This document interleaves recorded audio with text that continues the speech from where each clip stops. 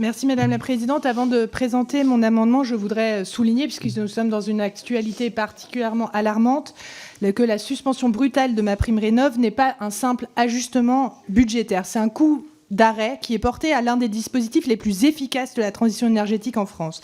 C'est non seulement freiner la dynamique de rénovation, mais aussi envoyer un signal d'instabilité aux acteurs du secteur, les artisans, les entreprises et les collectivités.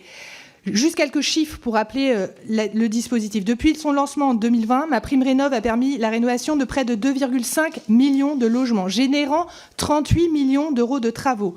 En 2023, ce sont 569 243 logements qui ont été rénovés grâce à cette aide. En 2024, 91 374 rénovations performantes ont été réalisées, représentant une augmentation de 27% par rapport à 2023. Réduction de CO2 en 2023, les rénovations par geste ont permis une réduction de 2,8 tonnes de CO2 équivalent par logement et par an.